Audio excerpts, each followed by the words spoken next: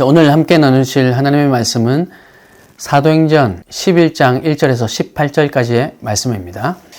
사도행전 11장 1절에서 18절까지의 말씀을 제가 봉독해 드리겠습니다. 유대에 있는 사도들과 형제들이 이방인들도 하나님의 말씀을 받았다 함을 들었더니 베드로가 예루살렘에 올라갔을 때에 할례자들이 비난하여 이르되 네가 무할례자의 집에 들어가 함께 먹었다 하니 베드로가 그들에게 이 일을 차례로 설명하여 이르되 내가 요빠시에서 기도할 때에 황홀한 중에 환상을 보니 큰 보자기 같은 그릇이 내 귀에 메어 하늘로부터 내려 내 앞까지 드리워지거늘 이것을 주목하여 보니 땅에 네 발 가진 것과 들짐승과 기는 것과 공중에 나는 것들이 보이더라. 또 들으니 소리 있어 내게 이르되 베드로야 일어나 잡아 먹으라 하거늘 내가 이르되 주님 그럴 수 없나이다. 속되거나 깨끗하지 아니한 것은 결코 내 입에 들어간 일이 없나이다 하니 또 하늘로부터 두 번째 소리 있어 내게 이르되 하나님이 깨끗하게 하신 것을 네가 속되다고 하지 말라 하더라. 이런 일이 세 번 있은 후에 모든 것이 다시 하늘로 끌려 올라가더라. 마침 세 사람이 내가 유숙한 집 앞에 서 있으니 가이사랴에서 내게로 보낸 사람이라. 성령이 내게 명하사 아무 의심 말고 함께 가라 하시매 이 여섯 형제도 나와 함께 가서 그 사람의 집에 들어가니 그가 우리에게 말하기를 천사가 내 집에 서서 말하되 네가 사람을 욥바에 보내어 베드로라 하는 시몬을 청하라. 그가 너와 네 온 집이 구원받을 말씀을 네게 이르리라 함을 보았다 하거늘 내가 말을 시작할 때 성령이 그들에게 임하시기를 처음 우리에게 하신 것과 같이 하는지라. 내가 주의 말씀에 요한은 물로 세례를 베풀었으나 너희는 성령으로 세례를 받으리라 하신 것이 생각나노라. 그런즉 하나님이 우리가 주 예수 그리스도를 믿을 때에 주신 것과 같은 선물을 그들에게도 주셨으니 내가 누구에게 하나님을 능히 맡겠느냐 하더라. 그들이 이 말을 듣고 잠잠하여 하나님께 영광을 돌려 이르되 그러면 하나님께서 이방인에게도 생명 얻는 회개를 주셨도다 하니라. 아멘. 오늘 본문의 말씀이 조금 길었습니다. 그러나 10장을 우리가 계속 나누면서 우리가 다 살펴보았던 부분, 어떻게 보면 약간 복습하는 듯한 느낌으로 오늘 말씀을 나누고 또 기억하고 우리 마음에 새겼으면 좋겠습니다. 지난주에 나눴던 말씀을 우리 같이 잠깐 한번 짧게 생각해 볼까요? 지난주에 고넬료와 그 가정에 성령이 임하는 것을 목격했습니다. 베드로가 설교할 때 설교가 채 끝나기도 전에 그런 일이 있었죠. 그래서 말씀이 임하는 곳에는 성령께서 임하신다. 정결하고 순수한 마음으로 말씀을 대하면 그러면 성령께서 임하신다. 우리가 그렇게 말씀을 나눴습니다. 그리고 기대와 목적 모든 것을 다 내려놓고 하나님을 예배하면 그러면 하나님께서 성령을 선물로 거저 주신다. 그렇게 나누었습니다. 그리고 이 성령은 정말 우리가 이 대목 때문에 계속해서 10장과 11장을 살펴보고 있는데 그래서 성령은 차별 없이 이방인에게도 어느 누구에게나 임한다라는 사실 그리고 그 성령이 임하는 모양은 또한 사람마다 다르다라는 것까지 우리가 살펴보고 은혜를 나누었습니다. 이제 오늘 본문에 베드로가 예루살렘 교회에서 사도들과 또 할례자들, 믿는 형제들 앞에 섰습니다. 아마 베드로가 그들의 요청에 의해서 방문한 것 같습니다. 그리고 오늘 우리가 읽었던 이 본문의 내용을 보신 것처럼 베드로가 있었던 모든 일들을 마치 선교 보고하는 것처럼 그들에게 전하고 있습니다. 오늘 1절 말씀에 보니까 유대에 있는 사도들과 형제들이 이방인들도 하나님의 말씀을 받았다 함을 들었더니 라고 기록하고 있습니다. 지난주 말씀을 여러분 기억해 보시면 베드로가 고넬료 가정에 복음을 전했을 때 성령이 말씀 듣는 모든 사람에게 내려오셨다 라고 기록하고 있습니다. 누가가 이 사도행전을 기록하면서 이렇게 기록했죠. 분명히 10장 마지막 부분에는 성령이 말씀 듣는 모든 사람에게 내려오셨다. 그렇게 기록했습니다. 그런데 오늘 본문에 보니까 그 상황을, 똑같은 상황을 누군가가 사도들과 그 형제들에게 전해줬는데 어떻게 전해졌냐 하면 이방인들이 하나님의 말씀을 받았다라고 소문이 났다는 말입니다. 말이라는 것, 이 소문이라는 것은 사람을 거치면 그 말이 좀 더해지거나 아니면 좀 빠지거나 빠뜨리게 되죠. 그래서 몇 사람만 건너가면은 진실과는 다른 말이 전달되기도 합니다. 분명히 진실은 이건데 진실이 왜곡되어서 전달되기도 하죠. 아무튼 오늘 본문에 기록되기로는 베드로가 이방인들과 만났던 사실이 소문으로 전해졌는데 10장 마지막 부분에서 기록된 것과는 조금 다르게 전해졌다는 것을 우리가 이 기록을 통해 알 수 있습니다. 어떻게 다르게 전해졌는가? 어떻게 달라졌을까? 10장에서는 이방인들이 성령을 받았다라고 표현을 했는데 오늘 본문 11장에서는 이방인들도 하나님의 말씀을 받았다. 이렇게 소문이 났습니다. 어떤 차이가 있을까요? 어쩌면 여러분 마음속에 벌써 이렇게 생각하고 계실지도 모르겠습니다. 뭐 그런 것까지 꼬투리를 잡습니까? 무슨 말씀을 하실지 대충 알 것 같은데 아니 뭐 그게 사실 뭐 같은 말 아닙니까? 성령을 받았다는 말이나 말씀을 받았다는 말이나 그 말이 그 말이지요 라고 생각하고 계실지도 모르겠습니다. 사실 그 말씀이 맞고 저도 그 말씀을 드리려고 하는 겁니다. 분명히 표현은 다르지만 성령을 받았다라는 말은 말씀을 받았다라는 말과 동일하게 사용할 수 있는 말이라는 거죠. 그래서 지난주에도 말씀을 사모해야 한다고, 우리의 중심이 선한 목적으로 정결한 마음으로 말씀을 사모하고 대한다면 성령이 임할 것이라고 그렇게 말씀을 드렸습니다. 그렇게 성령이 임하셔야 또 우리의 심령을 조명해 주심으로 말미암아 말씀이 깨달아진다라고도 말씀을 드렸습니다. 누가가 이 사도행전을 기록하고 있는 이 누가가 이것을 모를 리가 없을 텐데 10장 마지막에서 성령이라고 기록하고 있고 바로 이어지는 이 11장 서두에서는 말씀이라고 표현한 것, 이것은 다분히 의도가 있다고 생각이 됩니다. 성령이 임하면 말씀을 받게 되는 것이고 말씀을 사모하면 역시 성령의 임재를 체험하게 된다라는 의미가 아닐까. 여러분, 그리고 분명히 저는 이 의미가 맞다, 이런 의도가 있다고 믿어집니다. 그런데 그렇게 소문을 들었던 사도들과 믿는 형제들이 2절과 3절 말씀에 보니까 베드로가 예루살렘에 올라갔을 때에 할례자들이 비난하여 이르되 네가 무할례자의 집에 들어가 함께 먹었다 하니 라고 기록하고 있습니다. 그들이 소문을 분명히 들었습니다. 성령이라고 표현했든 말씀이라고 표현했든 어쨌든 그들이 소문을 들었어요.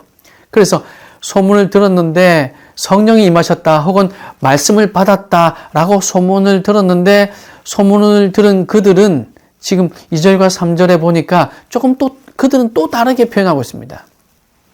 소문을 들은 사도들이 베드로가 예루살렘 교회에 와서 만나자마자 베드로를 불러서 그 베드로 얼굴을 보자마자 하는 말이 베드로를 비난했답니다.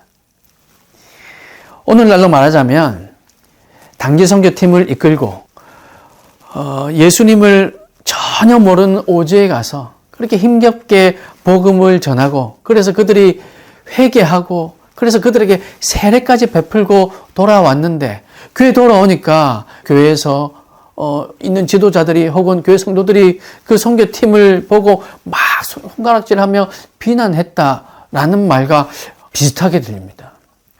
여러분 이게 무슨 일일까요?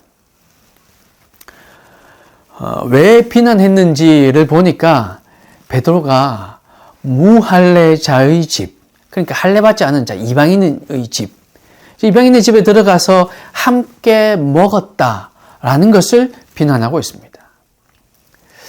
생각해 볼 필요가 있는 대목입니다. 그들이 들은 소문은 분명히 이방인들이 하나님의 말씀을 받았다라는 것이었습니다. 성령이라는 단어를 못 들었다 할지라도 상관없습니다. 하나님의 말씀을 받았다라는 것이었습니다. 그런데 그 소문의 내용을 듣다 보니 그 자초지종, 그 세부적인 내용도 들었는데 그 내용을 들어보니까 베드로가 이방인의 집에 들어갔고 그 이방인들과 함께 먹고 마셨다라는 것을 알게 되었는데 오늘날 표현대로 얘기하자면 이게 무슨 일이고 이렇게 지금 얘기하고 있는 거죠. 지금 그들이 비난하는 것은 바로 이 문제, 이방인의 집에 들어갔고 그들과 함께 먹고 마셨다라는 문제인 겁니다. 왜 이방인들에게 말씀이 내렸는가? 왜 이방인들에게 성령이 내렸는가? 지금 이거 따지는 게 아니라는 겁니다. 사도행전을 기록하고 있는 누가는 누가복음과 사도행전의 내용을 보면 아주 상세하게 그리고 정확하게 기록하고 있음을 알 수 있습니다. 누가복음도 사도행전도 누가는 기록해가면서 이 누가가 기록한 특징이 이런 특징입니다. 아주 상세하고 또 아주 자세히 그리고 정확하게 기록하고 있습니다. 지금 얘기하고 있는 이 부분도 역시 그런 누가의 성격을 짐작해 보건대 그냥 대충 기록한 내용이 아니라는 거죠. 분명히 정확하게 의도를 가지고 지금 기록했다라는 것을 우리는 염두에 두고 해석해야 됩니다. 그래서 사도들이 베드로를 지금 비난했다는 것은 사실 어처구니가 없는 행동이었습니다. 예수님께서 복음을 예루살렘과 온 유대와 사마리아와 땅끝까지 전하라고 했다는 그 사실을 생각한다면 베드로가 지금 이방인들에게 복음을 전하고 왔다는 이 사실에 대해서 그들은 박수를 쳐줘야 했었습니다. 그리고 정말 훌륭한 일을 했다고 대단한 일을 했다고 이렇게 오히려 치켜 세워야 했을 겁니다. 그럼에도 불구하고 그들은 보자마자 비난하고 자초지종을 아직 다 듣지도 않았음에도 불구하고 따지고 있는, 힐난하고 있는 그런 상황이라는 겁니다. 누가가 지금 이 본문을 기록하고 있는 목적은 바로 여기에 있습니다. 이렇게 자세하고 정확하게 기록하고 있는 목적이 바로 지금 이 차이에 있다는 거죠. 지금 복음이 이방인에게로 전해져야 하는 이 상황에서 이 복음이 전해져 가야 하는 것을 이 사역을 가로막고 있는 것은 다름 아닌 사도들이었다는 것. 지금 사도들을 폄하하고 사도들이 나쁘다라는 것을 얘기하려고 하는 것이 아닙니다. 물론 사도들도 좋은 의도로 했지만 그들의 무지로 인해서 그들의 고정관념으로 인해서 아직 예수 그리스도의 그 하나님 아버지의 마음을 정확하게 알지 못함으로 인해서 복음이 더 뻗어져 나가야 하는 것을 사도들이 막고 있었다. 사실 누가는 지금 그것을 얘기하고 싶은 거죠. 율법의 근거에서 비난하고 있는 것도 아니었습니다. 그들은 베드로를 비난할 때 율법이라니 왜 율법에 라고 얘기하고 있는 것도 아닙니다. 그저 자신들의 전통의 근거에서 역사적인 사건으로 인해서 내려오는 그 자신들의 전통 때문에 사마리아인들과도 사이좋게 지내지 않았던 그런 전통들, 그런 것에 근거해서 왜 이방인의 집에 들어갔느냐라고 비난하고 있는 거죠. 이것은 본질이 아닌 겁니다. 지금 비본질에 그들이 마음을 빼앗기고 있는 거죠. 그래서 본질은 복음이 전해져야 한다는 것인데 이것을 놓치고 있는 것. 그래서 지금 누가가 이것을 깨닫게 하기 위해서, 이것을 우리에게 알게 하기 위해서 지금 기록하고 있습니다. 사도들의 이런 선민의식 때문에 복음이 뻗어나가지 못하고 있음을 적나라하게 드러내고 있으며 베드로와 고넬료의 이 환상을 통해서 역사하신 성령의 은혜를 전달하며 이제 선민의식이라는 이 고정관념을 완전히 버리고 하나님께서 원하시는 사역에 함께 동참해야 한다라는 것을 말하고 싶은 거죠. 사랑하는 여러분, 오늘 우리의 모습도 비춰보아야 하겠습니다. 코로나 시대를 살면서 우리는 온라인으로 예배하는 것이 정말 가능한 것인가? 정말 이래도 되는 것인가? 여기에 은혜가 있을 수 있는가? 이 예배를 하나님께서 받으실 것인가? 이런 문제에 대해서 우리는 많이 생각하게 되었습니다. 그리고 진정한 예배는 무엇일까?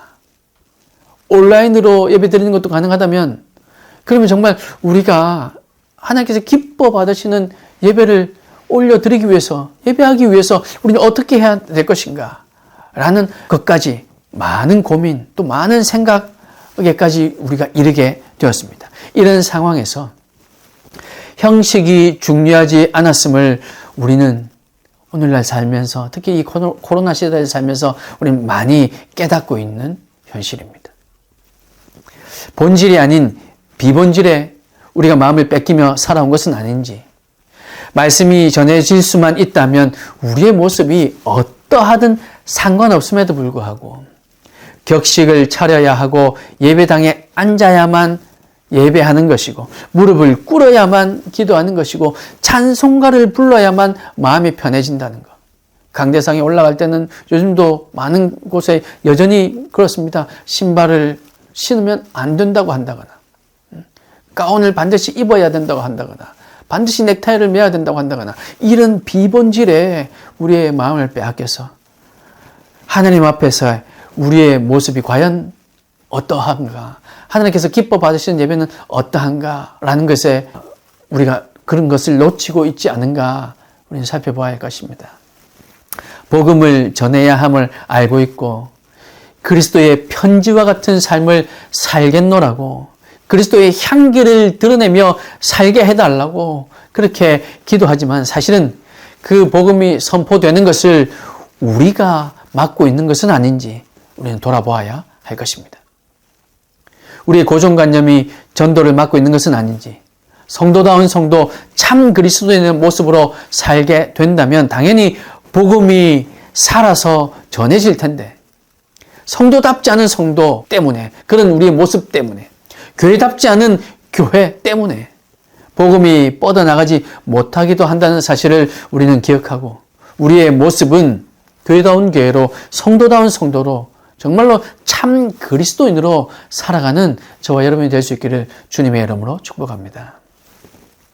이런 상황에서 4절에 보니까 베드로가 그들에게 이 일을 차례로 설명하여 라고 기록하고 있습니다. 아시다시피 여러분, 베드로가 한성갈 하는 분이잖아요. 정말 요즘 같으면 뭐 손 일이고 하면서 그냥 다 뒤집었을지도 모릅니다.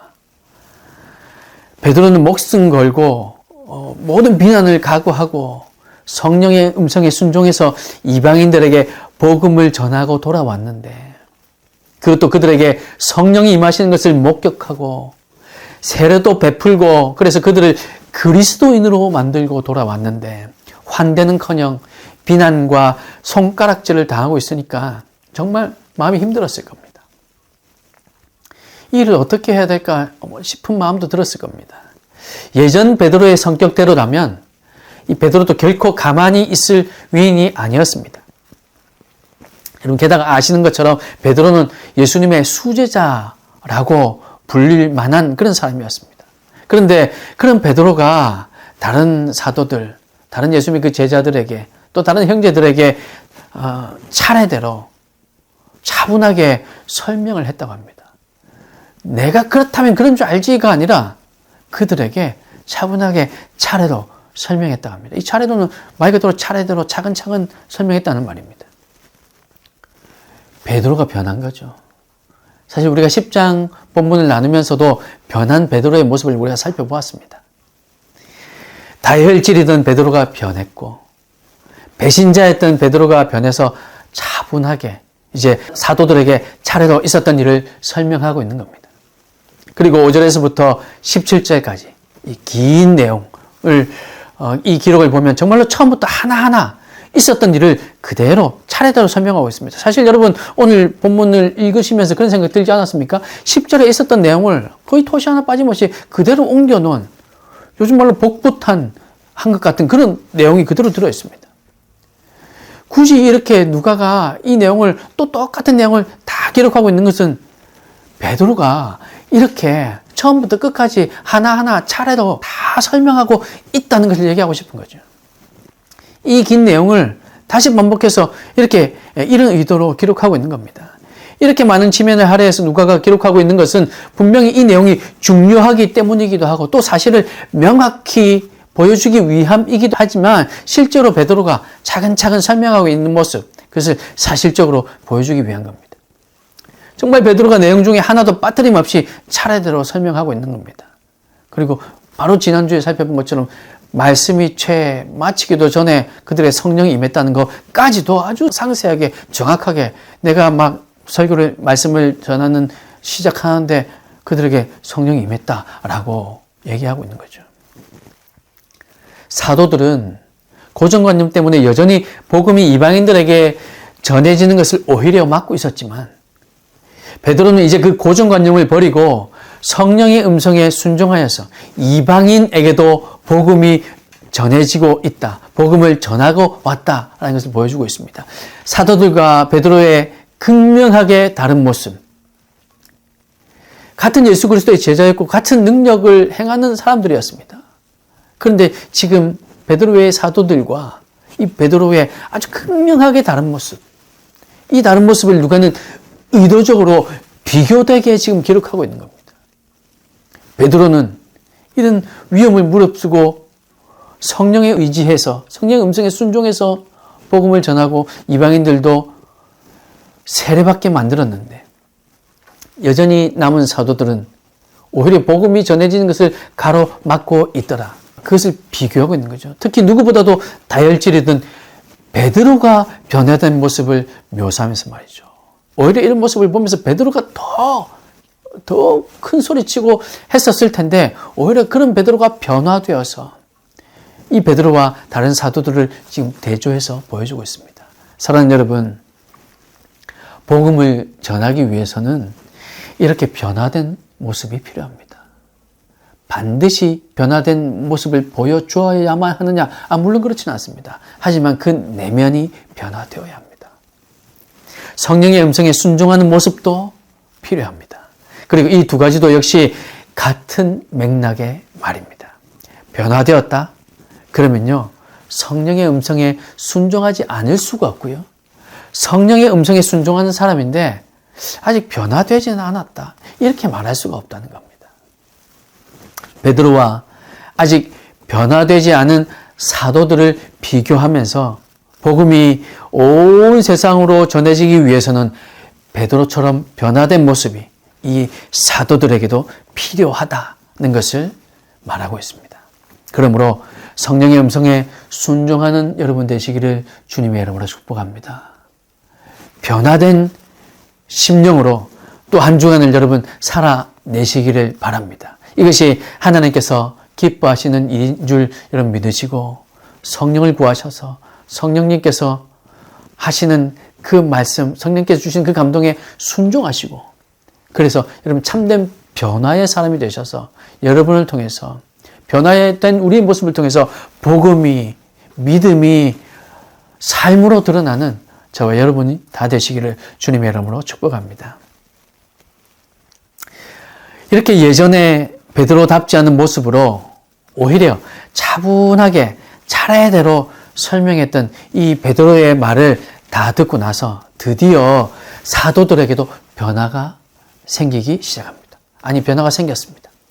18절 말씀을 보면 그들이 이 말을 듣고 잠잠하여 하나님께 영광을 돌려 이르되 그러면 하나님께서 이방인에게도 생명 얻는 회개를 주셨도다 하니라. 이렇게 기록하고 있죠.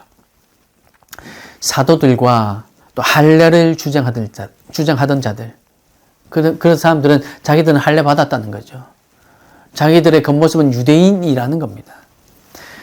그들이 이 사도들과 할례를 주장하던 이들이 개종도 하지 않은 이방인들 만약에 이 이방인이 지금 할례 받고 그래서 유대인으로 우리 사회에 들어오고 그들이 예수님 믿겠다고 개종을 하고 난 이후에 성령이 내렸다면 그거는 그래 그 정도는 어떻게 한번 그럴 수 있을 거라고 생각해 라는 게 그들의 마음이었는데 아직 할례도 받지 않은 사람들 아직 개종도 하지 않은 이 이방인들과 어떻게 관계할 수 있느냐 어떻게 그들에게 성령이 내릴 수 있느냐 어떻게 그들에게 말씀을 전할 수 있느냐 라고 하던 그들이 베드로의 아주 구체적이고 논리적이고 그리고 성령으로 충만한 이 간증을 통해서 다혈질이었던 베드로가 차분하게 하나하나 처음부터 끝까지 설명했던 그 간증을 통해서 이방인들에게도 성령이 임했다는 사실, 그들에게도 구원의 은혜가 주어졌다는 사실을 인정하게 되었습니다.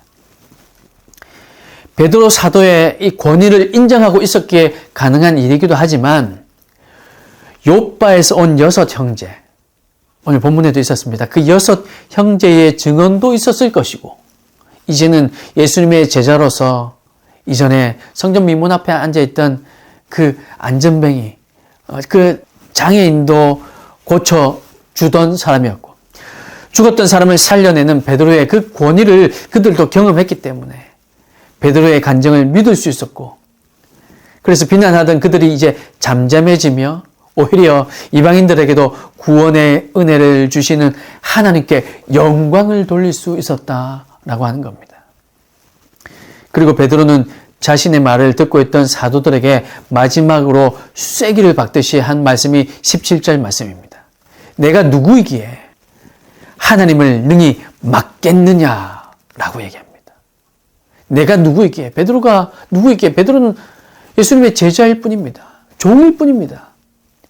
그러니 내가 누구이기에, 베드로가 누구이기에 하나님께서 하시겠다는 것을 감히 막겠느냐. 이 모든 일, 내가 지금 차분하게 하나하나 차례도 다 설명한 이 모든 일은 하나님께서 하신 일이다. 그 하나님께서 하신 일을 내가 어떻게 막겠느냐라는 말로 쐐기를 박습니다. 여러분, 정말로 하나님께서 하시는 일을 막을 사람이 과연 누가 있을까요?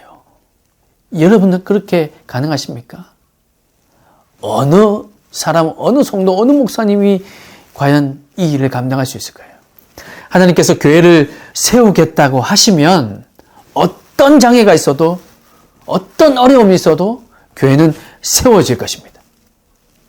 하나님께서 구원하겠다고 하시면 제 아무리 복음이 전해지는 것을 막으려고 해도 그 영혼에게 말씀이 들어가게 될 것이고, 아니 들어갈 수밖에 없고 성령이 임하시며 그래서 구원의 은혜가 임하게 될 것입니다. 하나님께서 하시겠다고 하면요. 사실 누가가 10장과 11장에서 이렇게 길게 베드로와 이 고넬료의 일을 그것도 중복해서 기록하고 반복까지 하면서 기록하고 있는 이유는 이 모든 상황의 주체가 바로 성령님이시라는 것을 말하기 위함. 이것이 또 한 가지의 목적입니다. 사도행전은 여러분 아시는 것처럼 성령행전이라는 별명을 가지고 있습니다. 성령의 능력을 많이 기록하고 있죠. 그 이유는 성령의 역사를 다양하게 많이 기록하고 강조하고 있기 때문에 성령행전이라 불리는 겁니다.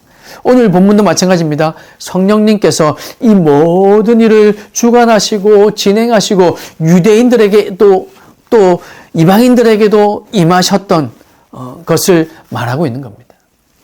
그래서 어느 누구도 감히 하나님께서 하신 이 성령의 역사는 막을 수 없다라고 베드로가 강하게 선포하고 있는 겁니다. 사랑하는 여러분, 복음이 뻗어나가는 것은 하나님의 뜻인 줄 믿으시길 바랍니다. 복음이 전해져야 한다는 것은 변함없는, 의심의 여지가 없는 하나님의 뜻입니다. 누가 바로 이런 하나님의 뜻을 막을 수 있겠습니까? 성령님께서 일하시는 것을 누가 막을 수 있다는 말입니까? 반대로 누가 성령의 도움 없이 복음을 전할 수 있다는 말입니까?